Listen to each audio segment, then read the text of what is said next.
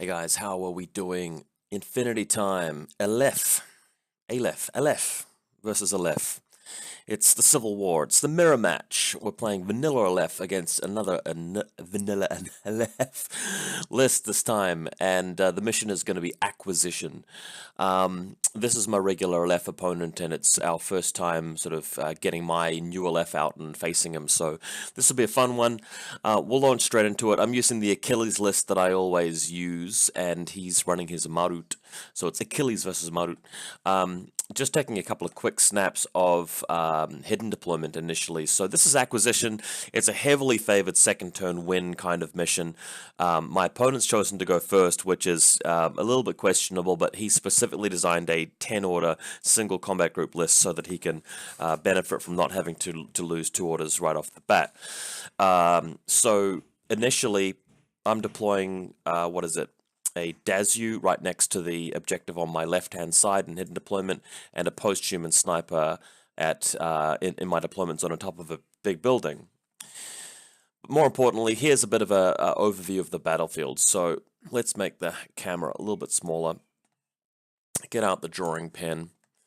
So what we got, that's the objective in the middle, and if you can secure it with your data tracker at the end of the game, then you get a massive wad of points. 2 plus 3, I think it is. So I'm using Achilles as the data tracker, and he's hopefully going to do some work. My opponent's using the Marut as the data tracker. So let's have a little look. There's a Krakot Renegade with some kind of 6-4 speed, I think climbing plus ability, and the other Krakot Renegade with, I think, dogged total immunity. Can't 100% remember. Of course, the Diva, there's supposed to be a prone marker here for her, Diva Sensor Lieutenant, and of course, Baggage Bot 1, Baggage Bot 2 at the back. The Proxy Hacker, of course, going to be powering up the Dazu, not the Dazu, the Dakini HMG bot, giving it that a beautiful assisted fire, and of course we know that there's a post-human sniper in hidden deployment at that location there, so we can see all across the battlefield here. Sophatect inside the building with a flash pulse drone nearby. So this is me deploying.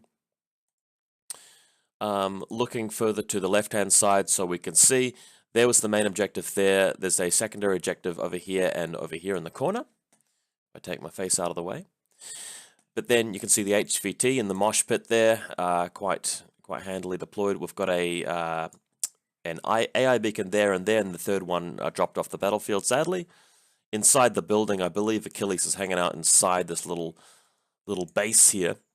Then you've got the other flash pulse drone over here, and we know that my Dazu is hidden in this spot here, right? So you've got hidden deployments at Dazu ready to move out later in the game. And if I didn't already mention, Sophatect in the middle there inside that building. Okay, so there's Achilles there, hanging out inside the office in the base, ready to move out and play later. We are playing the doors as, press the button, activate it to move out, which can be a pain, but both players have to deal with it. My opponent, though, so he's got the Agema missile launcher. In previous games, he's often failed to make him prone and he gets killed quite easily, but this time he's just hanging out quite carefully, and of course with the helper bot from the Sophatect over here, or the Doctor or whatever he's got. The big Marut right in the middle there. We've got a, what's this called, Danvanis hacker. His HVT's here. He's got his own sensor bot there, and he's got a post-human of some kind. I think it's an engineer over here. And of course, AI beacon at the back. Looking very nice. A bit more of a centralized view. So there's the other AI beacon at the back. There's some sort of flash pulse bot there. Helper bot so that he can go and engineer the Marut later on. And that's what his deployment zone's generally looking like. So the Marut gets the first turn, so sensor bot moving up straight away, pressing the button. Now bear in mind I've got a Dazu sitting right behind it here. Don't want to spring the trap yet. I want to save that till the last turn, if you guys can picture that. Because he's going first, I don't want to give him close by opportunities to spend the orders efficiently on. I want him to sort of mess around on his side of the table, not really accomplishing anything in the first turn. And then my last turn I want to take the objectives back, if that makes sense to you guys. On the other side, we've got a post-human with twin SMG specialist trooper moving around the other side and collecting the other console. So both of them are collected by my opponent at this point. Interestingly here, the Danvanis fires over the picture and gets the pitcher to land next to the Sophitect, and quite importantly, might be able to isolate Achilles with an Oblivion later on. So if that happens, that could be quite punishing. But of course, there's my hacker as well nearby. So what happens next is... Actually, no, my hacker is not nearby. What happens next... I can't quite remember exactly what happens next. I believe Achilles does get targeted by a hacking attack, but manages to successfully shrug it off at some point.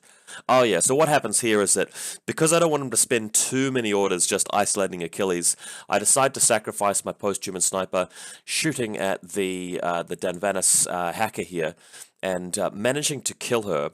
But then, of course, that reveals the post-human sniper, and he's got two pretty effective tools. Well, one extremely effective tool, which is the Marut, to turn around and actually blast him. But that's going to take orders, and it's going to take him orders to perhaps revive the Danvanis, and the hope here is that I end the turn without Achilles isolated, and then can use my Krakot to destroy his repeater later on. So that's basically what happens. Marut moves out, does manage to blast the post-human sniper effectively with its BS-15 and MSV-2, quite efficient there, and just moving around with his smaller bots to get into better positions as well. And this allows, of course, him to bring up a Sophitect onto the building and revive his Danvanis, which got shot by the post-human. So quite an efficient turn, really gets him back on his feet when it comes around to my turn. So the Krakot Renegade coming over here. Krakot, of course, it's SMG versus SMG here. He's got two of them, but he can only fire burst one in his turn. And, of course, I don't get cover. So I have to come around the side here where he's not able to get cover. And eventually the Krakot does manage to win the little shootout, the little skirmish there, and destroy this post-human.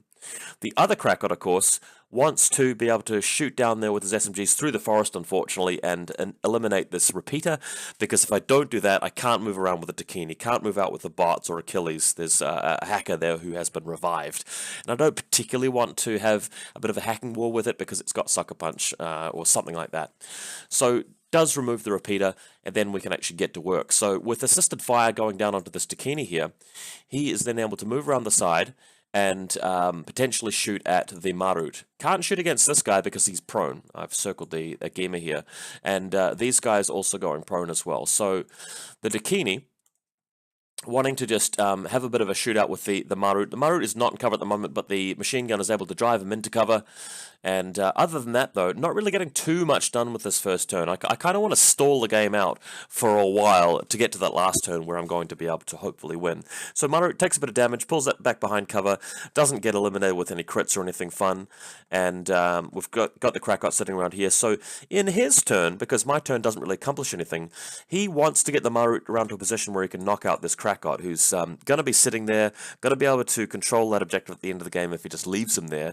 And of course, you don't really want to leave Krakots just sitting around to be doing things in the following turn. So the Marut jumps up, I think takes a chain rifle or something like that, and shoots his HMG at close range, destroys the Krakot pretty effectively. On the other side of the table, the Sensibot feels like it needs to reposition. Again, we're not going to put the Dazu in there, we're not going to reveal him just yet. We're only going to use the Dazu in the final turn. That's the sensible, logical thing to do. Now, so there's a Krakot here who is okay. This other Krakot is unconscious. What else needs to happen? Let's just look out here. Okay, so I think during his turn 2, all he really does is use the Marut a couple of times to kill the Krakot, move back to where he was, repositions the Sensibot, and uses his engineer to repair some of the wounds on the Marut, so he's back to full health. And that actually takes his entire turn. Not the most efficient turn, but he still does have 2 objectives captured, so that's fine. So in my turn, the Krakot pulling around here, and the idea is to pick off this guy first, and then bring in my my Flash Pulse bot, since it's very fast, and just put it down next to the Marut so I have it in hacking range. That's going to be the plan there. So Krakot moving around, he's going dogged as he gets hit here, but is able to blast out with some chain rifles, not chain rifles, chest mines, to clip the helper bot so that the Marut can't be repaired anymore, as well as this little flash drone. And then later on, just pushing his way into close combat. But, as you can see here, I've moved my Flash Pulse bot all the way around, as the Krakot was approaching, I was using coordinated orders and bringing the flash pulse bot with me. So now we're just checking the distance here, and this apparently is 8 inches zone of control. So now my post-human hacker is going to be able to do some hacking here and successfully uses a gotcha to immobilize the Marut, which then allows the Krakot, who is in dogged state, just to move into close combat here. When it's my opponent's turn, though, he can then move out with this Myrmidon. I think at the end of my turn, I did successfully manage to possess the Marut, but of course he uses a command token to bring him back, and the Krakot was dogged, so just drops to the floor. But the Myrmidon moving out now so that it can actually remove the robot threat, the flash pulse threat. So moving right around the side here, both Krakots are down now, and the Myrmidon should be able to move through and whack the flash pulse bot, no problem. Yeah, so that's pretty cool. Also, use the Danvanis to throw down a repeater next to the Marut, just so that he can actually use hacking to black out my flash pulse bot. Funnily, I don't think the picture shows it, but what ended up happening is the Myrmidon moves into close combat with my flash pulse bot, and decides just to do coup de grace on the Krakot straight away to get the classified, whereas that's a huge mistake. What he should be doing is first eliminating the flash pulse bot, then using another order to do coup de grace. He's just got it run the other way. So what happened is the flash pulse bot actually blinds the Myrmidon officer, preventing him from actually removing the bot. So that's why he has to throw down a repeater, do it the long way, use a blackout on the bot so that he can have his Marut freed up. But it doesn't end up working. So what we've got here is the Danvanis moving around. The Marut tries to move out of range of the repeater this time, and this turn has gone awfully, by the way, as you guys can tell. The Marut gets possessed again, so all my opponent can really do, because it was a crit, just rolled off 15 straight up for the posthumans. The game's getting a bit wacky and crazy at this point. Still Marut Aleph turn 2. So the last thing he does here is just stands up with his Danvanis, uses an exorcism, brings the Marut back, but gets flamethrowed by his own Marut as he does that. So quite a hilarious turn of events. But really, it shouldn't even got this far. He should have just been able to wipe out my flash pulse repeater with his Myrmidon officer, and not even had this happen. So sad face. Okay, so again, I think this is the final turn from my side. Because he stood up with the Zagima now, I can move in with my Dakini and shoot at the Zagima and eliminate him. So that's pretty easy to do with assisted fire. Then, of course, finally the Dazu springing into action is able to bring the console back over to me and have a model next to it at the end of the game for giving me the points. So if the game just ends at this stage, he's got a classified for an extra one. We've both got one console each, and I'm actually controlling one console with a specialist there. So it's about even at this point.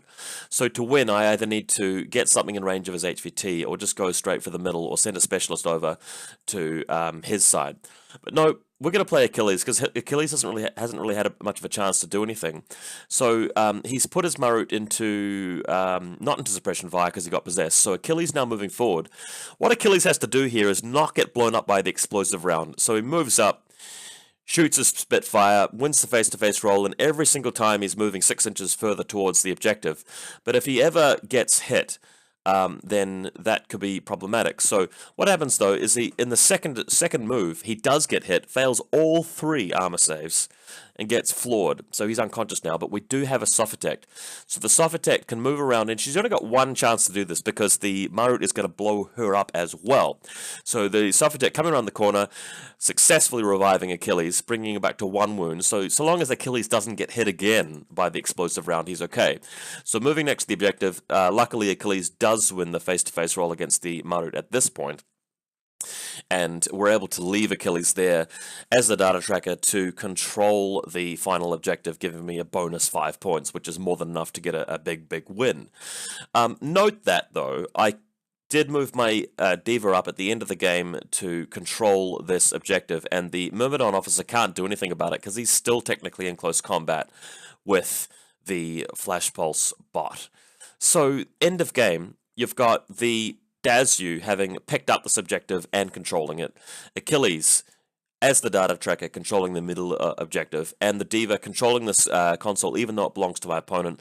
My opponent has got one console and one classified, so a pretty heavy win for the Achilles side of things.